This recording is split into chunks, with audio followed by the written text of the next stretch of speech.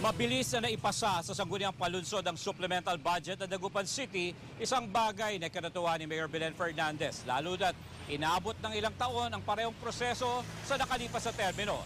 Sa panayam ng inilahad ni Mayor Fernandez ang malaking pagbabago ngayon sa relasyon ng mga opisyal sa lungsod. Noon naman, alam niyo, maghintay kayong 3 taon. Di ba?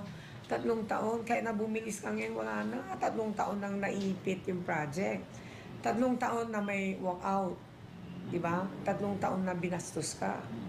So, ngayon, syempre masaya ako kasi unang-una, independent naman ang Sangguniang Palunsod. Nakita mo naman, nagsalita na si Chito.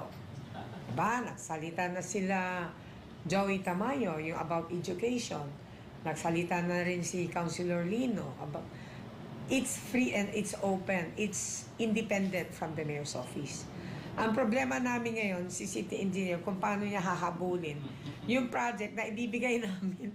Ipinunto ng alkalde na baligtad na raw ang sitwasyon ngayon dahil sila na ang umahabol sa Sangguniang Bayan para sa pagpapatupad ng mga proyekto. Kasabay nito, plano rin ni Mayor Belen na gawing institutionalize ang mga proyekto para mas mapabilis ang implementasyon.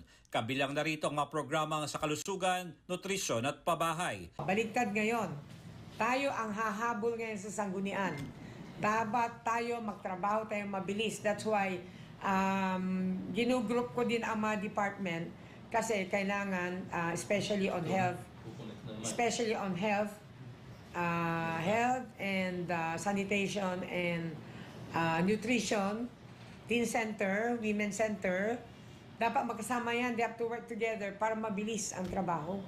Kasi we are planning to institutionalize the teen center, the women's center, nag-usap kami, pati yung home visit, unang sumayrap subilay, tapos may plano kami, engineer na, yung meron kaming ginagawang rehabilitation ng mga bahay.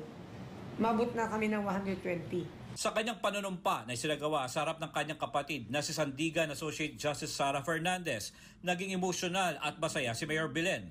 Kasama rin sa nanumpang 9 na konsehal at ang Vice Mayor ng Dagupan na nangakong buong puso maglilingkod sa mga Dagupenyo. Masayang-masaya ngayon. Kasi nga, ang mga nanalo ng mga konsehal natin, I think is 9 out of 10. So 11 kami lahat. Compared noon, 5 lang ang nag-outtaking yata. O 6. Ngayon 5 lang. Dati 5 lang.